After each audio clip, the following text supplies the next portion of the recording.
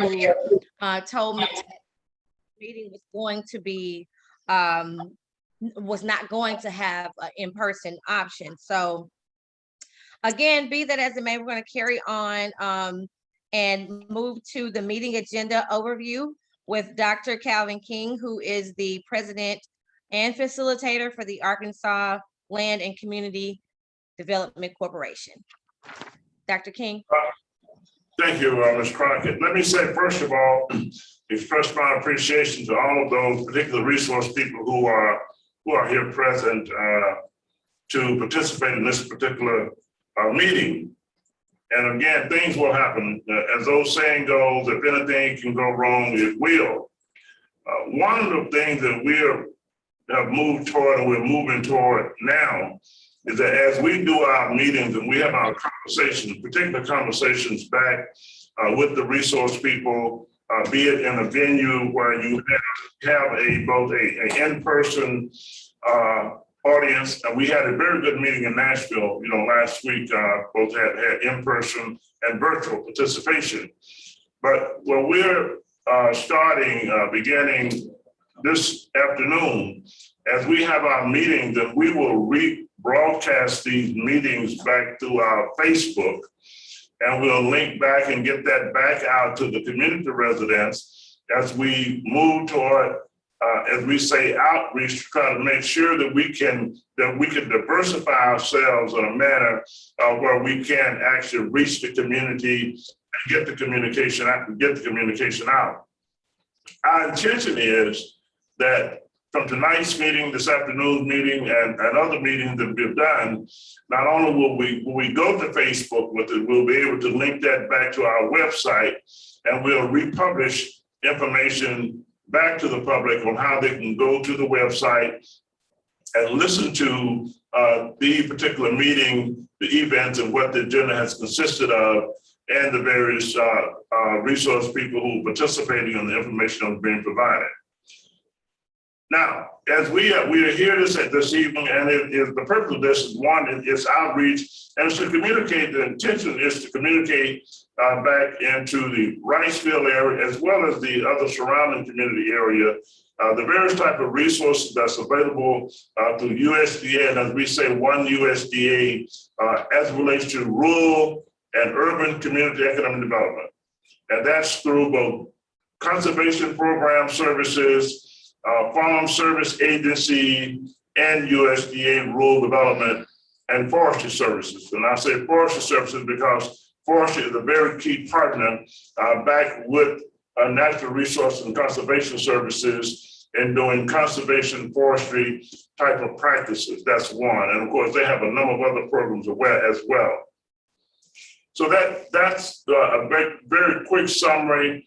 Our purpose while we're here, we met with community residents along with elected officials in the Riceville area, and based on the invitation and how we were supposed to be back there in person, some in person as well as virtually this afternoon. We distributed quite a bit of information too, and it was mostly hard copy and not targeted mailing to the community. As we move forward, with the agenda for this evening, again, my expression of appreciation of all the resource people. This particular meeting is being recorded. It will go back to a rebroadcast process, back through Facebook, back to the website, as well as out to others, to allow people to have access to and to receive information that we are moving toward getting out. I'm going to now turn it over to Mr. Albert Jones, and he's going to give you a quick summary of the organization of our mission, what we're all about in our program service delivery. Mr. Jones. Thank you, Dr. King. Again, my name is Albert Jones. I'm the Farm Director. The mission for Arkansas Land Community Development Corporation is to provide advocacy, outreach, technical assistance, and training to limited resource small farmers and all rural residents to alleviate poverty, enhance sustainable farming, and strengthen communities. economic sustainability, and workforce readiness. ALCDC provides services and programs are available without regard to age, race, religion, gender, or physical handicap.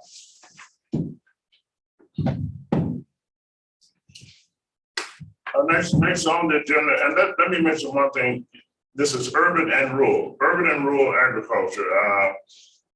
And we'll talk more about that. And I know our resource people will talk more about it tonight, and those who are participating in this particular on this particular agenda. Next we have is Mr. Kennard Williams, and I think I saw Mr. Pierre on, Mr. Alvin Pierre. So I don't know if that means that Mr. Williams is not on. Will you be presenting, Mr. Pierre?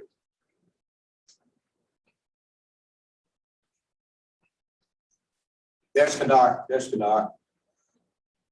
Hey, Doc, Kennard's on there. Let's talk.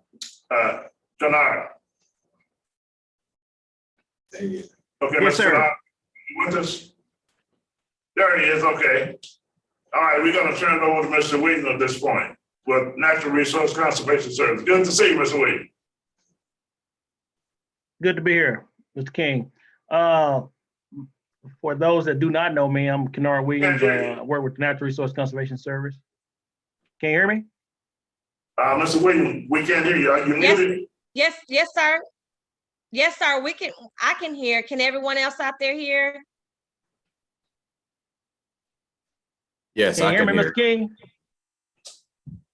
Can't hear you. Can you hear me, Okay, Mr. King? Dr. King, if Mike and you all, can you check the connection there? That's what it is.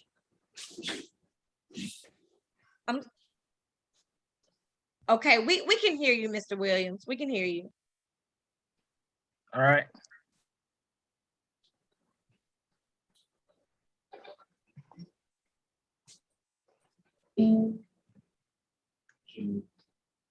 Just let me know when y'all ready for me to go.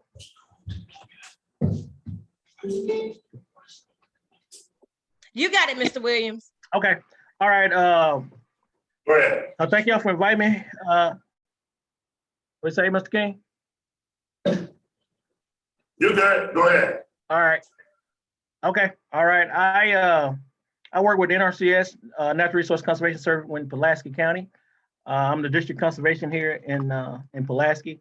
I guess I've been charged of 3 topics. One is conservation service program opportunities for NRCS is the first one on the list. As you know, our mission statement, we deliver conservation solution on agriculture. Producers can protect natural resources and feed a growing world. The things that we do for our producers, and then what we try to provide for our producers, everything that we do, we try to address some type of resource concern. And I'm assuming that the resource concern in this particular matter is small, limited resource farmers and trying to do agriculture or help on small items or small project items on small usage of land. And we do have several practices on the EQIP program. I know we do have some other programs like CRP. Paul may talk about a little bit about that program, but a lot of our work we do under EQIP. One of our biggest rural practices we do is high tunnel, seasonal high tunnel. I know also it's also talk about micro urban farming on part number 3 for us. And that's what we do a lot in Pulaski County for urban farming. We do a lot of high tunnel. And to address that resource concern, we're trying to address the extended period of produce and fresh fruits and vegetables. We do have some projects going on in Pulaski County that trying to address some of the food desert areas in Pulaski County to provide fresh fruit and vegetables in those areas. And what the high tunnel season high tunnel does, it actually extend the growing season. The program on the EQIP, it does allow to cost share on that component, but you also have to look at the micro irrigation system part of it because you have to have water to grow produce. If you're looking at that part of it, and we do have some small farmers that we do some pasture practices as well. There may be some water tanks and some pasture establishments. But back to your seasonal high tunnel, we would do pay on the mulching and pay on the high tunnel. But the very first step that we need to do to get our participants and our landowners, our participants, are to get them a conservation plan. They need to come in and do a conservation plan, and we need to actually evaluate the property and where their location and what they want to do. And what that does, it allow us to see their property, and we may have some other resource concerns that may need to be addressed that they're not actually looking at that time. So a field visit is to start, do a conservation plan. That'll cover that part, because we actually come out and evaluate and put your plan together to get started before you actually sign up for the EQIP program. When you start looking at the different, once we do that plan and we start looking at the different program, but we will also look at things are you in the system, because we also on this list is for number 2 is air property challenges for USDA program services. You have to have control of land on that property. And I have ran into some issues where it may be air property, where it may limit you to what we can do. We still can provide you technical assistance, but you may not be able to apply for EQIP or USDA programs through NRCS until we actually determine who can actually sign for that property, or who actually have a lease of that property under that air property. So those are things that that can stop or hold you up or hinder you from actually signing up at that time. But we still provide that technical assistance part of it. But once you have control, if you don't own it, if family members own it, and then you actually get everybody and you actually have a lease on it, you got to start off, see if you got a farm number, track number. If you don't have a farm number, track number, we have to start with that process. You have to start that process with Farm Service Agency. Mr. Paul Nim, which is our service centers out of Lone Oaks. They also service Pulaski County. You have to get a farm number, track number, and you also have to do AGI form, is adjusted gross income, which states that you make less than $100,000 a year. You also have to do a 1026, which that covers your highly erodible land and your wetland issues that's covered under the 85 Compliance Act. After that part of it, and you get everything established, and then we can actually come in, you can start signing up for those programs to qualify for those programs on the EQIP, any other program that we may have on the EQIP. Those 3 items and topics that I was doing, I actually covered. I'm gonna put it out there and see if there are any particular questions that people may have, how to do, or what to do, or where to come to. Also, I need to put out there that I am located in the Arvis Bank building here in North Little Rock, and my address is 404 McCain Boulevard, which is in North Little Rock. And we do, even though with COVID going on, we will do appointments. And I do prefer to come out in the field in which we can stay a distance, and I also can look at the property all at the same time. So are there any questions for me at this time? Mr. Williams, if you could hang on until the end of our seminar, Okay. and that way we can hold everybody's questions to the very end. And guys out there that are participating, if you could put your questions in that chat box at the bottom, and or write them down as we go, or put them in there as they come along. We would answer those at the end of the seminar, okay? Okay, all right. All No right. problem. Thank you. Great job, Mr. Kennard. We appreciate your attendance as well. Again, very good information. And at this time, we're going to move into work session 2, and that's going to be with the USDA Farm Service Agency. And I believe we have Mr. Casey who's on representing for Pulaski County. Are you there, Mr. Casey?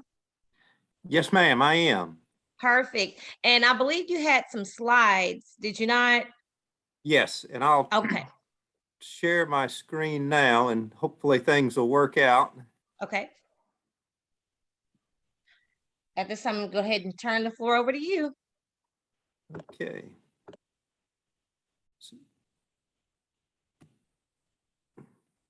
Does the slide show up? Yes, sir. Perfect. Okay. All righty.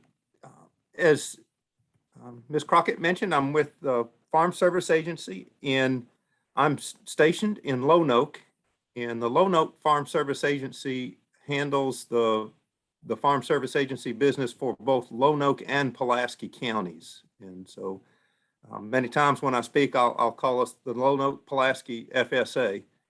And obviously, as Kennard mentioned, his office is in Pulaski County. We also have an NRCS office in Lonoke, Well, and they handle Lonoke County. And the Farm Service Agency provides programs and loans to help farmers and ranchers, and ag partner organizations provide food, fuel, and fiber to millions of people worldwide. And today I'm going to focus on or touch the highlights on new and beginning farmers and ranchers. We'll touch on the farm programs and farm loan programs available through FSA. And then at the end, I'll give some general updates and where to go for more information. So as far as beginning farmers and ranchers go, the USDA's definition of a beginning farmer and rancher is an individual or an entity that has been farming or ranching for less than 10 years. And while it's not always the case, many of our programs offer additional assistance for beginning farmers and ranchers.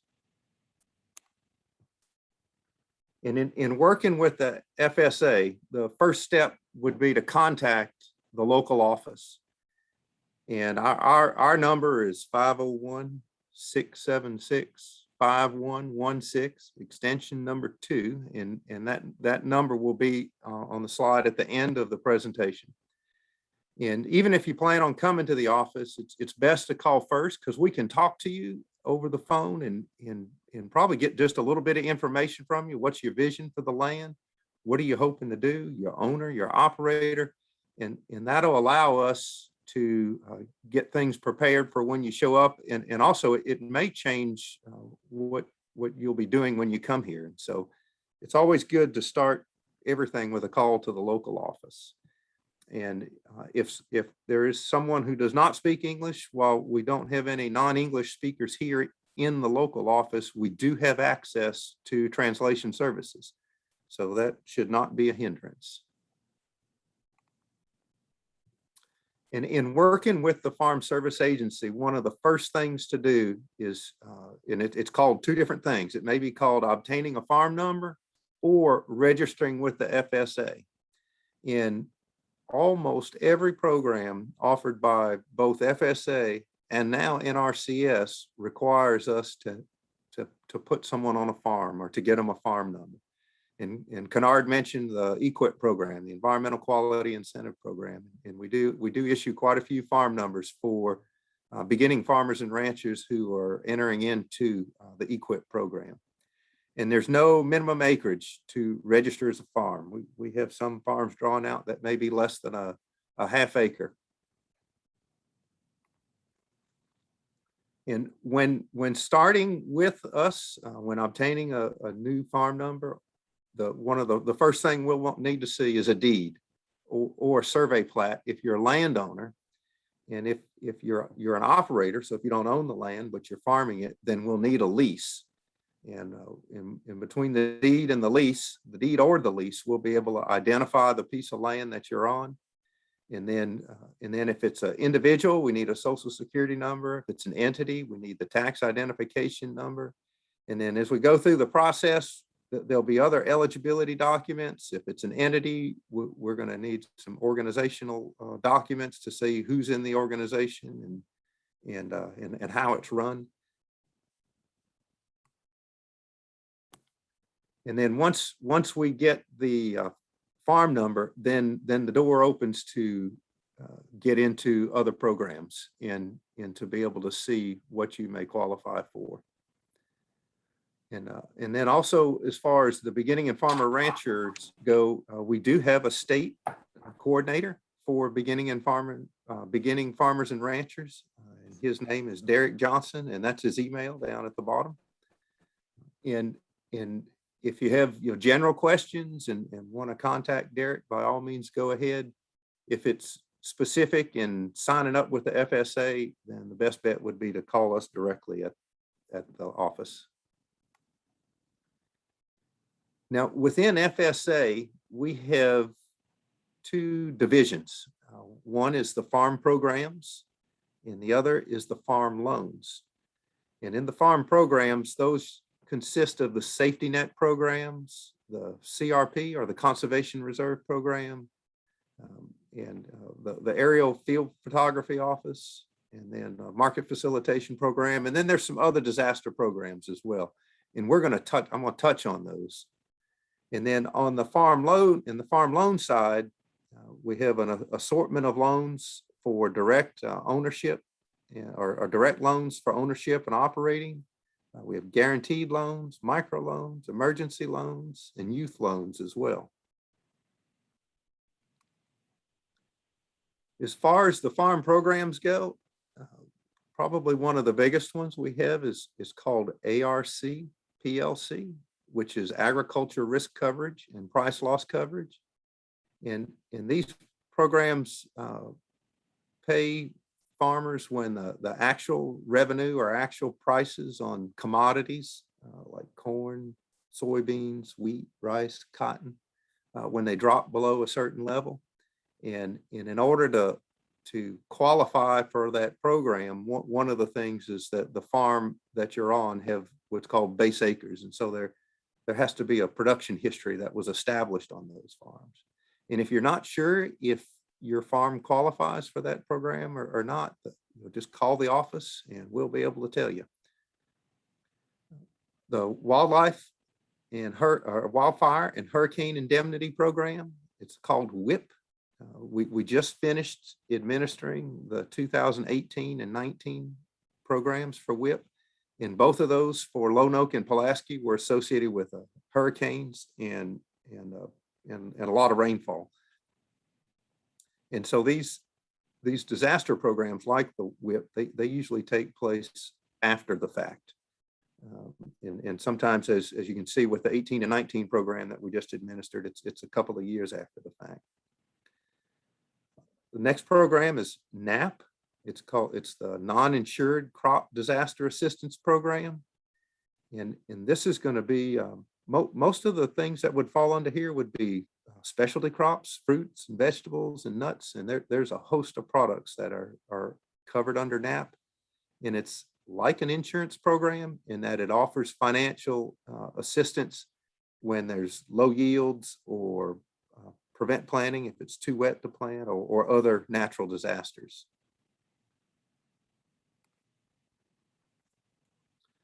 We have the livestock indemnity program. And in this one, we actually got some applications earlier this year from livestock producers who had calves. For the most part, it was calves that died during that extreme cold weather that we had in February.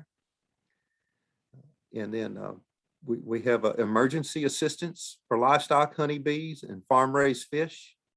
And again, this is a disaster program, and it covers losses due to disease and certain weather events or conditions. And one that we're starting to get applications in on this are from honeybee producers. Due to the coronavirus programs that FSA administered, we've had several honeybee producers sign up with us. And honeybee producers have a unique set of challenges, and the ELAP program offers assistance to them as well as livestock and fish producers. The tree assistance program covers tree losses during natural disaster events. And then we also have the MPP, Margin Protection Program for dairy. And that is, again, it's not an insurance program, but it offers assistance when the milk prices in relation to the input prices for producing that milk, when they fall below a certain level, it kicks off payments. So that's a quick overview of the farm programs, and now I'll touch on some of the farm loan programs that FSA has. The first ones on this slide, the direct operating loans, the micro loans, and the direct farm ownership loans, all three of these loans are directly from USDA. And the operating loan, the direct operating loans, as the name indicates, it's to cover operating expenses such as livestock, feed, seed, farm equipment, fuel, family living expenses, minor improvements or repairs to building, and then just general operating expenses. It's limited to $400,000 and a 7-year payback. Microloans are loans that are under $50,000 and they're available to cover the operating expenses. And these microloans are easier to get, requires much less paperwork than the direct operating loan, but because they are small loans. And then we have direct farm ownership loans, which can be used for the purchase of land or to construct or improve building and existing farm and ranch buildings. So this is for capital projects. This loan is limited to $600,000 and a 40-year payback.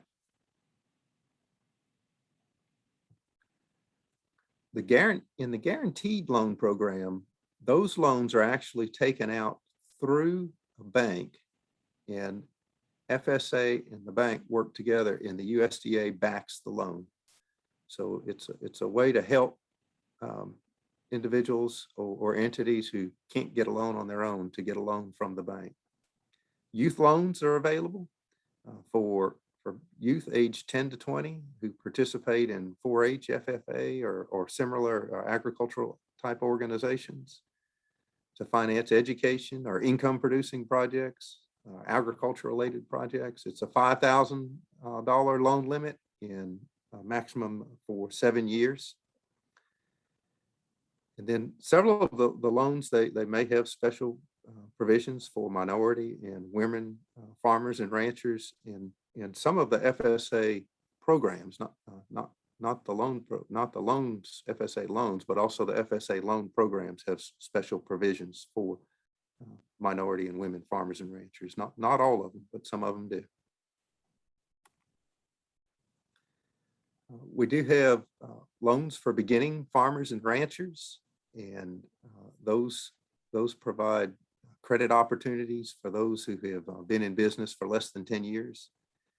And then we have emergency loans as well. And those loans come available when we have a presidential declared disaster. And so that'll be a major flood or drought or some other natural disaster. And a particular county will be declared eligible for emergency loans. And then those are up to $500,000.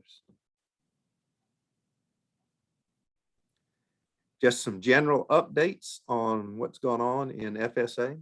We have 2 programs that opened up just a couple of weeks ago. The first one is pandemic assistance for timber haulers and harvesters. And so these are for the individuals or entities who harvest the timber and then haul it. And in order to be eligible, the individual or the entity has to have had a 10% loss in gross revenue, but when they compare their revenue from January 1st of 20 to December 1st of 20, when they compare that to the same time frame in 19.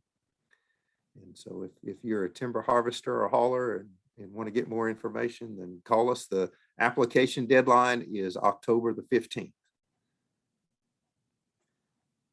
The second program that just opened up a couple of weeks ago is the pandemic assistance to livestock producers. And this is for animal losses. And this covers those animals that had to be euthanized or flocks or herds depopulated because they could not get them to the processor.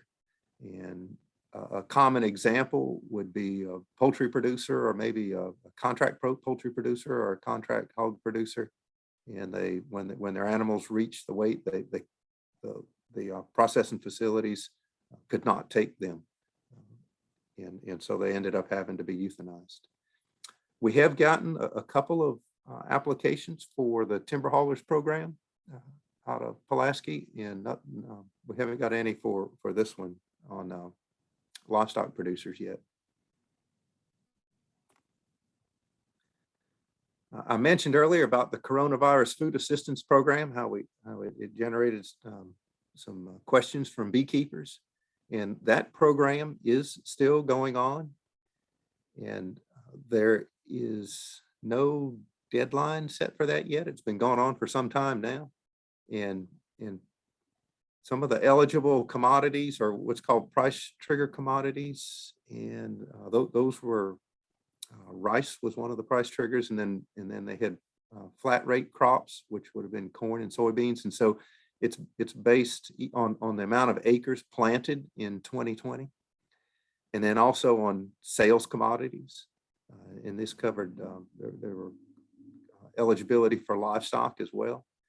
And so if you produced an agricultural commodity in 2020 and you haven't inquired about this, what we call CFAP2, the Coronavirus Food Assistance Program number 2, then call us and we can talk with you and see if you have eligible commodities and then what it would take to apply. A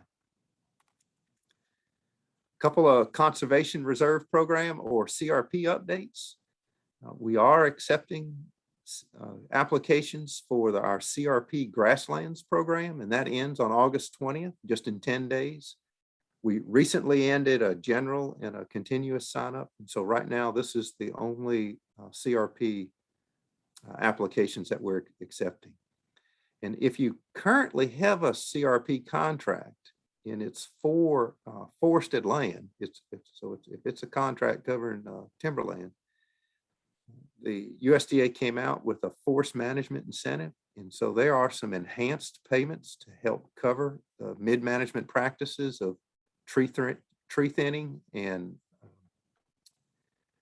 you can call us and we can see if you are eligible for that. And if so, we can get the application made. In some instances, the incentive is significant. Update on the farm loan side is back in January, the USDA suspended the work on past due debt collections and foreclosures for distressed borrowers. And so if you have a loan through USDA and you are having problems making payments, then contact the local office. And if you're in Pulaski or Lone Oak, you would contact us. If you're listening from another county, then contact your local county office. And there may be some options there for you. FSA has also deadlines have been extended for producers to respond to loan servicing actions, including loan deferral consideration. And so if you have a bottom line is if you have a loan and you're having a problem, then call your FSA office. As part of the American Rescue Plan, one of the aspects of that was the debt payment for the socially disadvantaged farmers or minority farmers. And that program is being challenged in the courts now. With that in mind, FSA is still taking applications. We're processing paperwork, we're answering questions. And so we are going through the process of that program. The only thing that we cannot do is make payments. And so if you had a loan with FSA on January 1st and you are a minority, you should have received a letter from FSA by now. If you haven't, then contact the local office and we'll help you figure out if that's something that you qualify for. And just a couple of tidbits on where to get information and kind of how we're conducting business. Of course, as with everyone, coronavirus has changed the way we conduct business. We're doing a lot by email and on the telephone now. And as of now, we are accepting appointments. We can have one producer in the office at a time. And so if you want to come in and see us, do business in person, we'd love to see you. Just call us. We'll make an appointment. And we do require, whether you're vaccinated or not, we do require a mask at this time. And if you're not in Lonoke or Pulaski County, the place to find out who your service center is, if you don't know, is to go to the farmers.gov website. You can also go to the USDA FSA website. So there are several avenues to find out who your local service center is. And I mentioned farmers.gov, and that's the best place to go for the most up-to-date information on USDA programs. And from that, you can find out information on FSA programs, on FSA loans, how to sign up for any of these programs, how to contact your office, where your office is located, whole 9 yards. We do have this, each year, we have elections for the county committee. And Lonoke and Pulaski, the county committee has 5 committee members, 3 representing Lonoke, 2 representing Pulaski. And as this year, none of the Pulaski seats are up for re-election. We just have 1 seat up for re-election in Lonoke. And so if you're in Lonoke County, look for the ballot. It's for LAA number 2. And if you're in Pulaski County and want to find out more about the county committee and what district you're in and when that may be up for re-election, call us and we'll help you out there. And we'd like to see more people apply to run for these positions. FSA does do 2 things to communicate. We have a newsletter, and we put up to 2 newsletters out per month. And you can contact our office and we'll get your email and we can put you on the newsletter list, or you go to the farmers.gov and sign up that way. We also send out text alerts, and we won't send more than 2 a month, and they're pretty short. And in order to subscribe to the text alerts, just text AR and then in parentheses put the county that you're in, and you text that to 372-669. That'll get you on our text message. And usually it's only upcoming deadlines or important things that we need people to know right then. And if it turns out that they don't do you any good, then it's pretty easy to unsubscribe. Farm or FSA Farm Plus is an online way to get information for your farm. It's something that you'd have to sign up for. And you can contact us. We'll get you some more information about that. And then Ask USDA. This is through the USDA website to get general information. It's a chat that's available 24/7. And if you have general questions, you can call up there. If it's specific questions about you or your county, best thing to do is to call us at the local office. And there's our phone number down below. 501-676-5116. We're at extension number 2. And so on behalf of Danny Hoots, the State Executive Director, and Wanda O'Gwin, our Outreach Coordinator, I thank y'all for inviting us to participate in this program. And I hope to talk to some of y'all soon. Thank you so much again, Mr. Casey, for your information. And I like what you pointed out in reference to micro urban farm loans, which is one that we work very heavily with and we're pushing very hard right now because it has a very high success rate.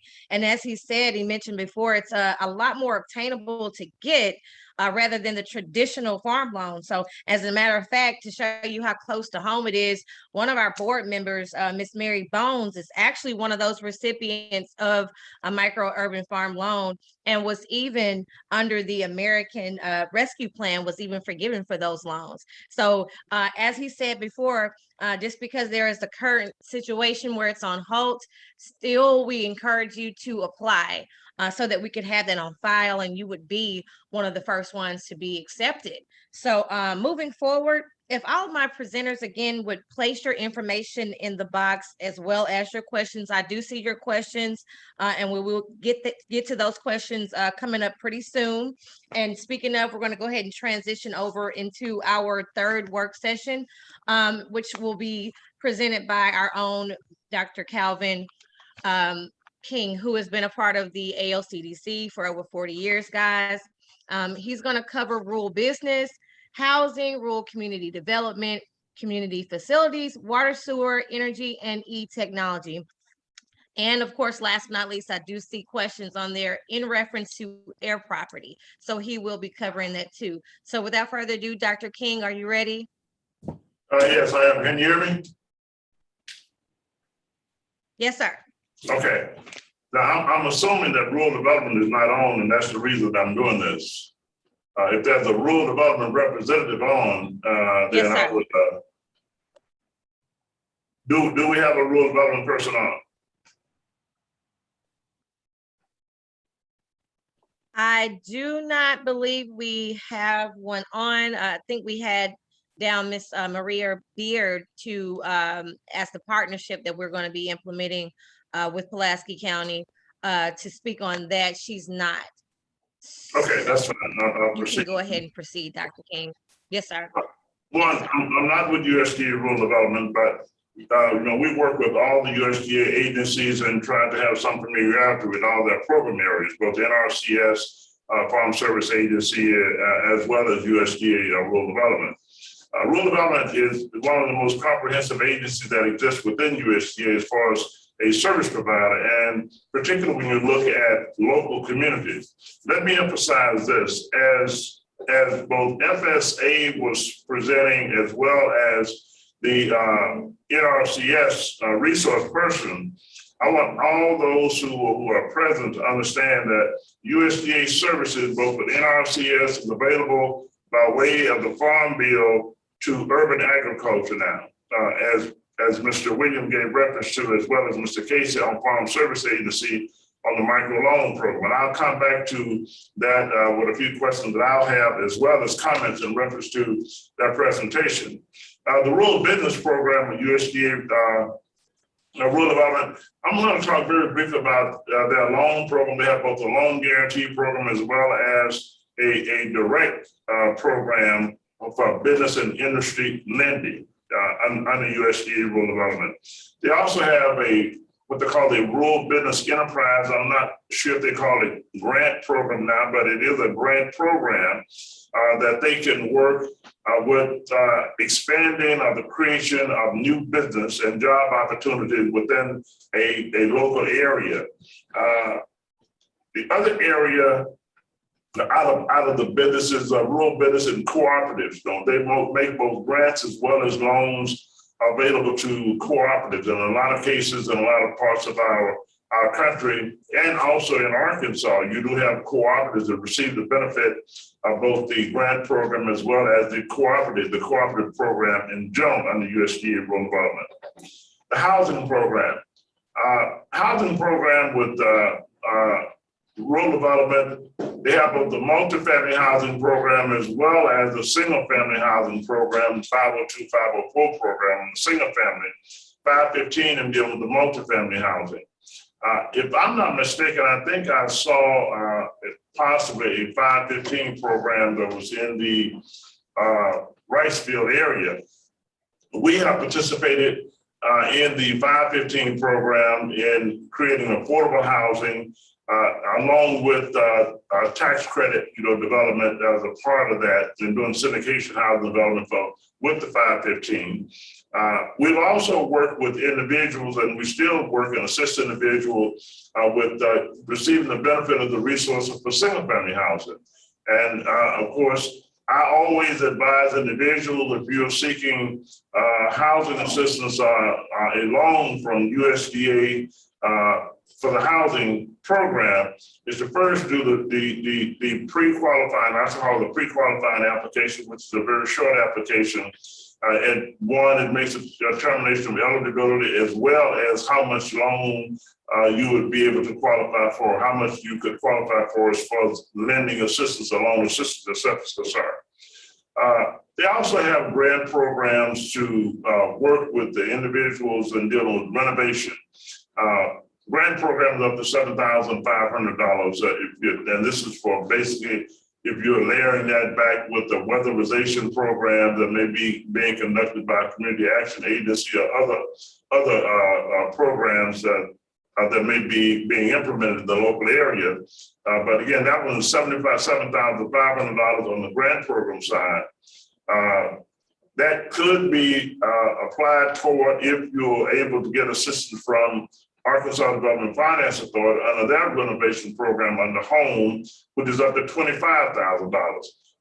That has occurred in certain cases where you had nonprofit organizations that did a partnership with USDA Rural Development and Arkansas Development Finance Authority in putting together the package for renovation assistance based on what the cost of is going to be involved based on that particular house of the residents and what the needs were.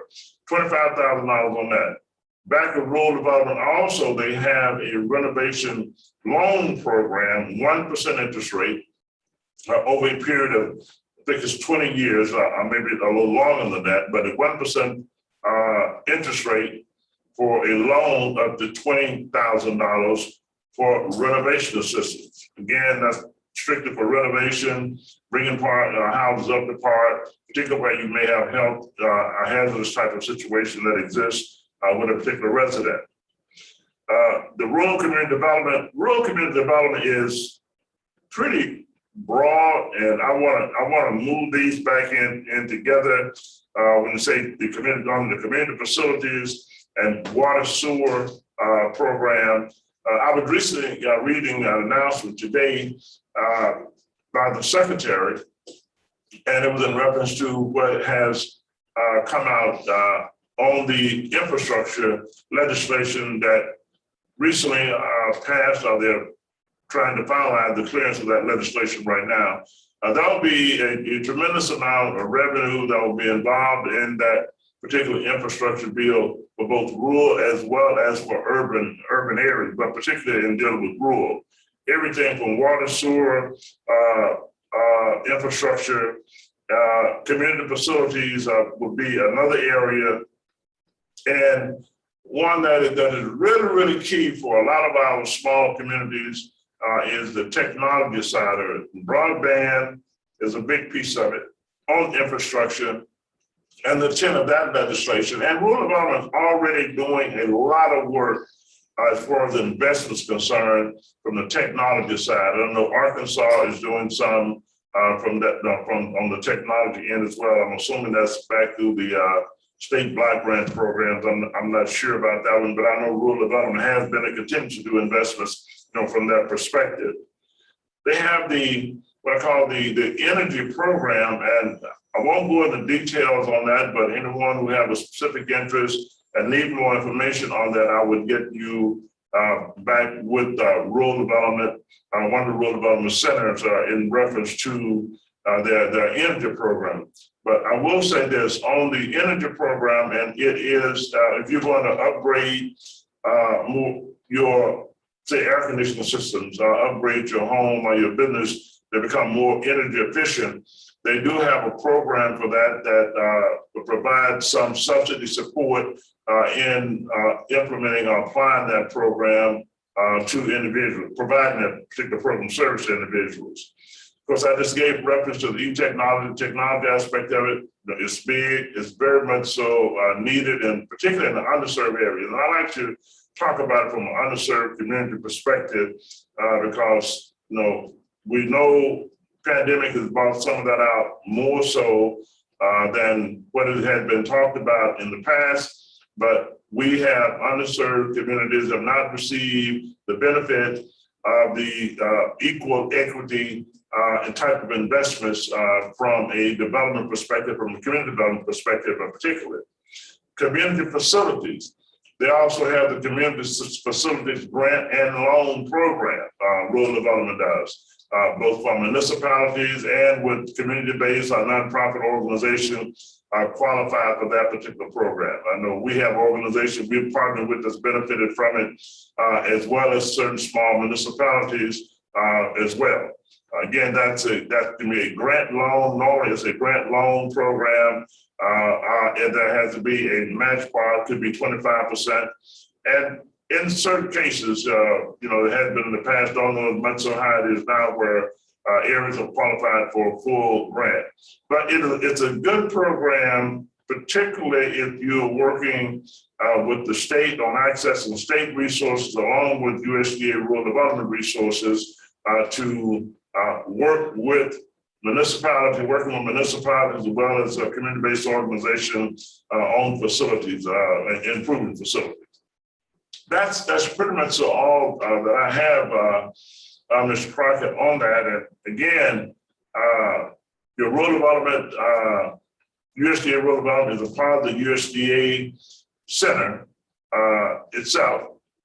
And I don't know exactly where they're located in Lono County, in the Pulaski County area, but they are there. That's for sure. But you can contact our office at 870-734-3005, and we can work with you directly, either as an individual, as a partner, community-based organization, the local leadership, small towns as well. Even in this manner, where we can make the arrangements to connect by way of Zoom as a client back with the agency and the service provider, our staff person that may be working in that particular area that you have an interest in. Ms. Crockett, that's all I have on USDA rural development. If there are any questions, I'll be more than happy to try to respond to them. Yes, sir. And did you touch bases on air property? No, let me go to air property, and I'll touch bases on that. I was going to do air property with a question back to Farm Service Agency, but let me just go ahead and do that. FSA, okay.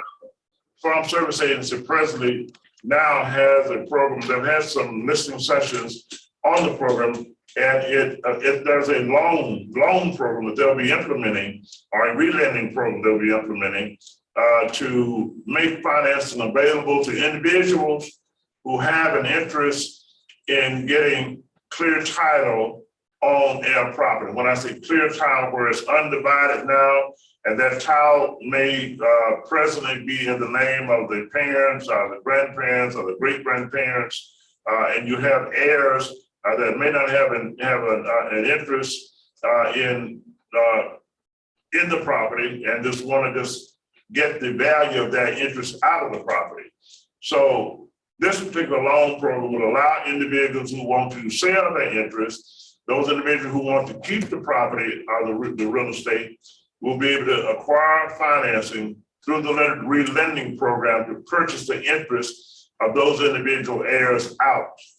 Which means if you have 25% interest and there's one who has a 25% interest who wants to sell, and then you could buy that 25% from the other from that particular interest holder if there are no other heirs that have an interest in buying it as well, giving you a much larger percentage, I'll say a 50% interest in that particular ownership of that property. And say 3 of them out of the 4 want to sell the interest out, then you will be able to get the option to purchase that interest out, and giving you 100% ownership in that property and get financing to do that at the appraised value of that particular property. Again, that's a new law legislation that is in existence right now. I had a meeting last night with a CDFI, Community Development Finance Institution, bank that here in Arkansas, one of the largest in the state of, not the largest in the state of Arkansas. And we'll be meeting back with them next week by way of a Zoom meeting to have further discussions. And hopefully we'll have another listening session with USDA and with Farm Service Agency itself and how this will possibly move forward. But here's what the very positive aspect of it from that particular meeting. The very positive aspect of it in the conversation is that the head person for that CDFI basically said, you know, they will, even at this point now, make a loan or finance individuals to purchase the interest of other individuals out in an estate situation. They will make the loan.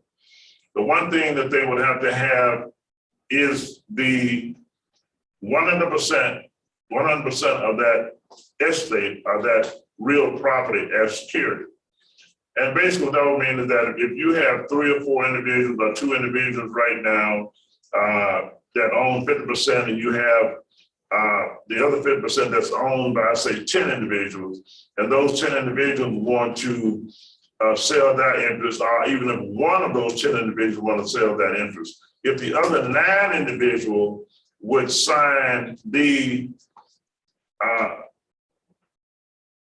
either the interest or the representation, that their interest, where they all sign the loan document, the 9 plus the 2 sign the loan document, and they buy the other, that one individual interest out, then they would make the loan to finance buying that one individual interest out. So they would already do that right now. That is a work through process, and either way you go with it, it does take some time. I will say this, and this is only what has been the position of some of us in our discussions here with Arkansas Land and Community Development Corporation. In one of the listening sessions, we had a number of calls from both other nonprofit organizations, both in the state and outside the state of Arkansas, regarding the process for getting clear title. You know, should individuals those individuals who have or interest in property, get a loan to work through the process of getting clear title. And basically, our position right now, and we may be proven wrong, has been this: you should not get a loan to work through that process. First of all, you have to show how you're going to repay that loan based on the resources of what you'll be putting up as security. And if you don't have clear title and ownership to that particular piece of property, then you're going to have a challenge there, whether it's a real income coming off of that property, whatever the property is being used for. So I get the point of this. You must have a plan, a very specific plan on repayment of the debt that will be incurred either way you cut it, okay? But that process of getting clear title and ownership to the point of where they will make the loan, I would strongly suggest that individuals, given community-based organizations such as ours and others who have a feel and have been doing this for a period of time, and all the heirs involved, there's also a document that can be developed, and it's a legal document by the state of Arkansas, and to work through that process on title ownership of property to qualify for the lending. I think I have pretty much covered what I have on that on the air property piece, where we are right now.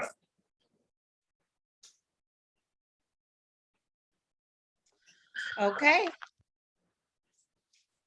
Very good information. Again, we were scheduled to go into session 4, our housing partnership, and that's in correlation with Miss Maria Beard, who is the Director of Housing for Pulaski County. Unfortunately, she was unable to attend tonight, but Dr. King did touch bases on that briefly, and as what we were planning to do as far as housing is concerned. So at this part of the seminar, I want to segue over into your question and answer section. I do see where I have some direct messages in chats, and I'll go ahead and begin my questioning from there. They are addressed to the presenters.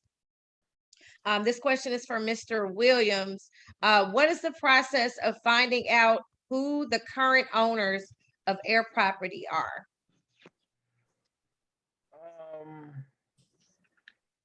The current owner, if it's in the city limit, they'll have to go to the courthouse or somewhere, but we do have plat books and plat maps that are available here at the office in the county, you know, but if it's within the city limits, they'll have to go to the courthouse and find that information out. Okay. There was a question that asked about the information from Mr. Casey's presentation and if it would be available.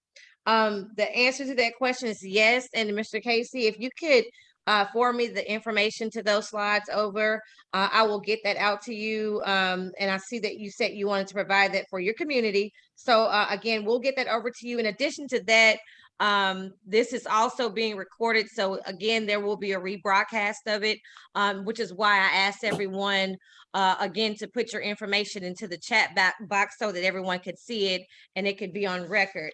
Going into the next question, this is from Mr. Casey. On average, how often do farmers who need the program services apply for assistance?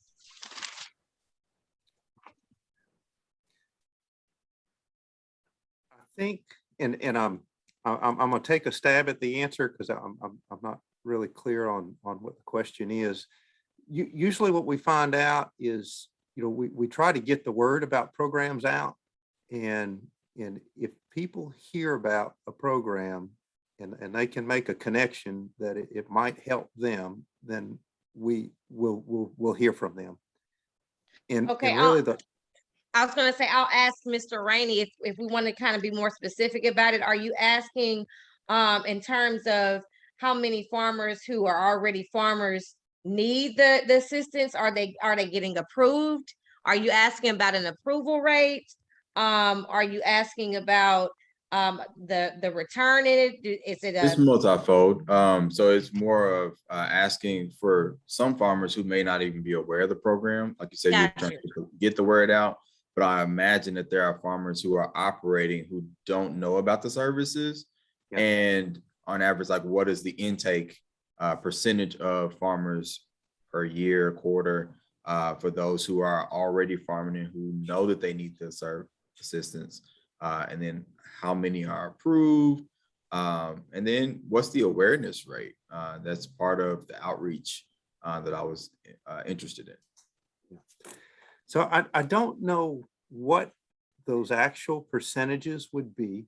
So those people who have been farming for several years and have been working with us, they're pretty much participating in everything they can because they know they need to stay in touch with us, and to be eligible for many of the programs, the individual has to do what's called acreage reporting, and so once a year. And the deadline to do that, to be not late, was back in July, is they'll report to us what they're doing in each field. I'm planting I'm planting corn here, and this is when I planted it, and soybeans there, or I'm using these pastures for grazing or these pastures for hay. And so when people are reporting that acreage, when they have that contact with us, they're much more likely to hear about the programs. The primary source of outreach from our office here is going to be our email newsletter. And so if people get email and they'll read our newsletters, then they'll get information. And if they don't do the email, then it's going to be difficult for them to get it unless they're getting it through written monthly newsletters from other organizations. In the coronavirus food assistance, and I'm speaking with 2 years of experience with FSA, so I can't reach back 10 or 15 years and tell how it was before coronavirus. The coronavirus program brought a lot of new people to us who had no idea what we did. And I know that those coronavirus programs, they were published by the legislators, the ones who had talk shows had it. It was everywhere, and we had people contacting us. And so that tells me that outreach worked. It got to a lot more people. But if they don't do email, it's probably going to be a challenge. I'll be honest with you, because we just don't do much print newsletters anymore. We just don't do it. Thank you. Great question and great answer to that. And again, why organizations like us are around is for that very reason too. We look to assist these agencies in making you all aware, and it's why we have these outreach meetings and seminars for your communities and counties. So and speaking of I want to again apologize to those who are on the call. I've actually received about 28 calls in reference to this meeting not being in person. And be that as it may, I'm going to speak to Dr. King about it to see the proper way to address it, because I do know that the community of Wrightsville is very interested in the information that we covered tonight. If you are on the call, I encourage you in the meantime to tell your community about the meeting, and especially the fact that we have it recorded. You guys can refer to our website as well as our Facebook page and other social media outlets. In addition to our e-blast and email that we're able to follow up with you all on. And we will make sure you get that content so that it is disseminated in your community. And again, things happen. COVID has everyone, I believe at this point, rethinking, repositioning, and again, changing the way we meet in general. So this is not an issue directly with the city, and I don't want people to be upset about it. Like I said, an adversary, what I want you to do is just make sure that you spread the word on it. And the next time that we do have it, we'll make sure that, you know, we accommodate you all, not only virtually, but if you all are asking in person, again, that has to go back to safety guidelines, and your safety is first. This information is very important, but we want to make sure that we adhere to your safety. And I have to say, I agree with the city of Wrightsville on making the call to protect your safety and get that building cleaned thoroughly so that you guys can continue your daily operations. So again, very, very helpful information. Do we have anyone else out there that may have any questions or any more questions for our presenters before we let everyone go? Actually, Yes, sir. I want to do two things at this point. One, for some clarity, and Mr. Casey, the gentleman asked a question. One was about sign up, the mission to sign up, and then people benefiting from the program.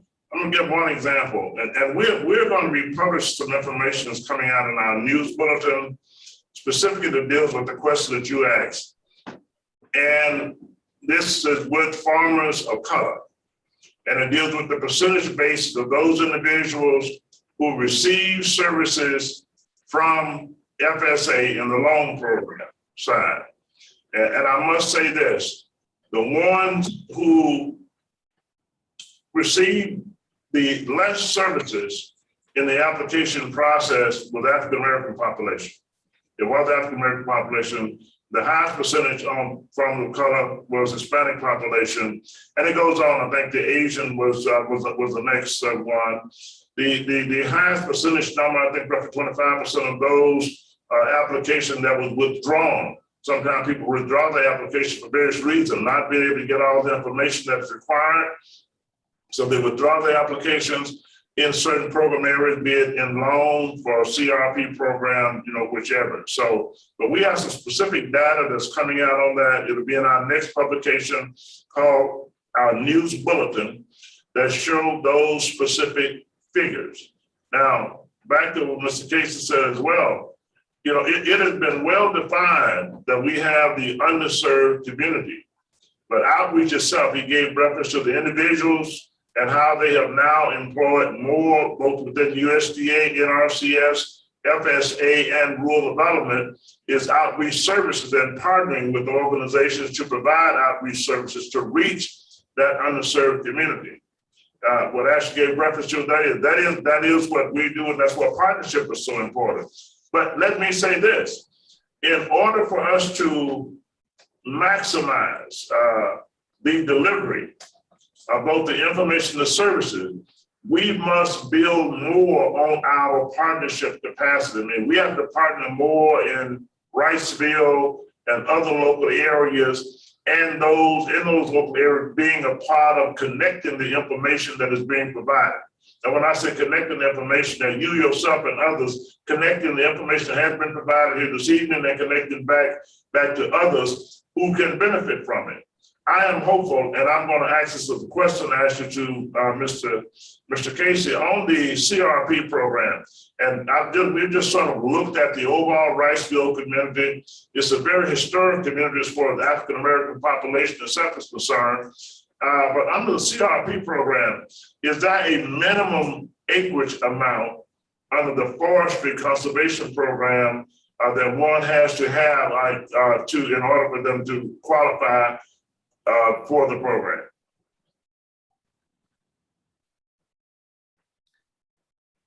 I don't think there's a minimum acreage requirement. We have some CRP fields that are in the single digit acres. Okay. And, you know, with any program, I'd say, even if you're not sure if you qualify, call. And that's what we're here to do, is to see what you have and help you see if you're eligible. And regardless of the acreage. Oh. Yeah, and Mr. Casey, as well as back with Mr. Williams, you know, I asked that question for this purpose. You know, looking at the Riceville area, my understanding in our pre-meeting area, one, there's quite a bit of air property in the area, so we know air property is the issue. We have to try to address and work with the community and those individuals who have interest in that. That's one. The second is getting the farm number. That's a program process, and the other thing that Mr. Williams gave reference to, that all falls up under the program side with FSA. Those forms that have to be filled out, whether it's erodible land and things of that nature, or wetland, that falls up under the farm program side with FSA. But they partner back with NRCS. There's a partnership process and the way that we work with the local community individuals on that. I'm working with a particular farm right now. Today, tomorrow, the full team will be there, both those with NRCS and forestry services, because there's some wooded land that exists on this small piece of property. There's a water situation that's involved. And so there's some undergrowth that needs to be taken out to have, you know, as far as the tree is concerned, for better tree management and getting a forestry management plan on that. And that's only as an example. And I'll say that for those particular, those in the Crawfordsville area, no matter what the acreage is, small scale acreage, get in contact with us. We want to work with you. The micro-urban farm, and Mr. Williams already said, they are doing micro-urban farm, and that's an economic development type of initiative, both for job creation, local food supply, food desert areas, particularly in certain parts of Pulaski County. So it addresses those, the food deserts, and it allows individuals to generate revenue, getting the farm numbers. If it's not going on in the Riceville area and he's doing it in other parts of Pulaski County and Little Rock area, then we want to work with Riceville to begin an economic initiative with urban agriculture. We want to work with you on that. We want to follow up with you on that. We'll be following up with Mr. Williams, and I know Mr. Williams want to do it. There's no doubt in my mind. You know, he wants to do it, and I know the FSA wants to deliver the services. And in addition to on the farm program side, if you have an urban farm and you got the number and everything, you back to FSA again on the micro loan up to $50,000. So if you have an acre, 2 acres, or whichever, 3 acres, and we work with you to develop those business plans to run that micro urban farm, to access the financial resources, determine the basis of the feasibility of that, and the access to financing to establish and operate your micro urban farm, both in equipment, NRCS, on conservation practice, the hoop house, all the resources are here. And we'll get back and bring you back in with rural development as well on community facilities and other housing. So I just want to say that, Ms. Crocker, I think Mr. Jones has a question too. This is for Farm Service Agency, Mr. Casey, I believe. How long does it typically take to get a farm number if you're located in Pulaski County?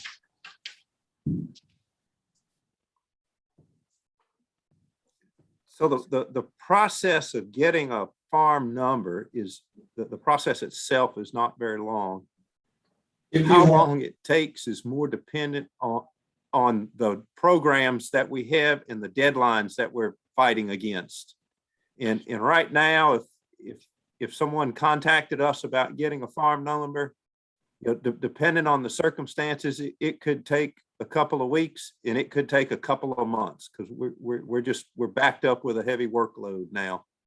And when it comes to our work, what we prioritize is the programs that are making payments to farmers to help farmers. And we try to get those done. And then if there's a deadline, I stay in close contact with Kennard and with the Lonoke NRCS as well. And if someone needs a farm number and their backs up against the wall with a deadline for NRCS, we'll get it out of here in time to get them in that program. So we do what we can, and sometimes it just takes a little while.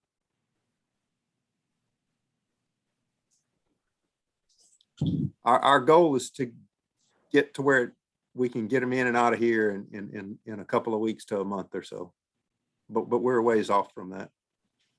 But this is my last comment, Ms. Crockett. Those of you who are in the Wrightsville area, I know all of you have met Ms. Crockett by now, and she's still introducing herself to others, but she does represent Arkansas Land and Community Development Corporation for the central region as well as the southwest region. So if y'all not seeing her or hearing from us, please call my office and let me know. But I'm sure you're going to hear from her a lot, but in no uncertain term. Thank you very much.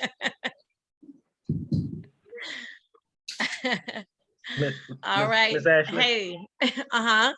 This is Kennard. Make Yes. sure that contact information for me and Mr. Paul get out. Me Yes. and Paul, we work together well. I mean, we like farm on track numbers, and I usually tell Mr. Paul what the deadlines and what we're trying to get accomplished because I know his workload and they throw some things Yes. on us at the last minute with deadlines and things we have to get to, and so he kind of prioritizes based on that. But make sure you get my information and Mr. Paul information out there, and if farmers and producers want us to come out like me, do a farm visit, we don't mind. So just give them a number and give our information and give us a call. Perfect. Thank you guys so much for making yourselves available. And again, thanks everyone for participating. It wasn't what we thought because of last minute changes, but I am still I'm glad that we were able to get this information out and have a very productive meeting. I think it went very well. And you all from the USDA, thank you again for your assistance, because again, without you, we would have no job. We would have no purpose. So thank you so much for everything that you guys do. I will be following back up with the community of Wrightsville to get this information out to you, Mr. Rainey and others. We hate that we did not get a participation from our mayor there, but needless to say, again, I can understand why. We are really having to reposition ourselves with COVID. So I think we may do, and we will get the information out again. So again, until next time, County, which will be pretty soon, after talking to Dr. King, of course, and y'all don't tell on me. So, but I'm gonna make sure that we circle back around to you guys at least before the end of next month to adhere to some of because I know that I've gotten so many passionate calls. So again, we're gonna do all we can to help you. We have our number available as well. You guys have our informational, and I will be resending out all of this information too. Sorry guys for all my twins in the background are doing their thing, but I will be resending this out to your community so you guys can have the information that we discussed tonight. All right, guys. Well, thank you again. You guys take care, and we'll see you on the next call. All right. Thank you. Have a good night. Okay, you too. Night. Thank you.